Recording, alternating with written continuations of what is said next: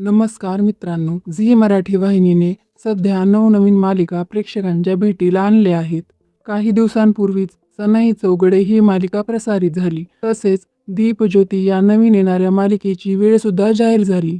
दीपज्योती ही मालिका 13 एप्रिलपासून रात्री 8 वाजता प्रसारित होणार असे झी मराठी वाहिनीने सांगितले होते. त्यामुळे रात्री 8 वाजता प्रसारित होणारी लक्ष्मी निवास ही मालिका बंद होणार की या मालिकेची वेळ बदलणार असा प्रश्न प्रेक्षकांना पडला होता. परंतु काही दिवसापूर्वीच लक्ष्मी निवास आणि सावळ्याची जणू सावली या मालिका बंद होणार नसून नव्या वेळेमध्ये प्रेक्षकांच्या भेटीला येणार आहे असे झी मराठी वाहिनीने जाहीर केले होते. आता या मालिकांची वेळ जाहीर झाली आहे. झी मराठी वाहिनीने आता 13 एप्रिल पासून आपली दुपार सुरू केली आहे. त्यानुसार लक्ष्मी निवास आणि सावळ्याची जणू सावली या मालिका दुपारच्या सत्रामध्ये प्रसारित होणार आहे.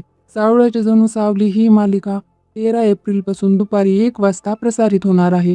तर लक्ष्मी निवास ही मालिका दुपारी 1:30 ते 2:30 या वेळेमध्ये प्रसारित होणार आहे.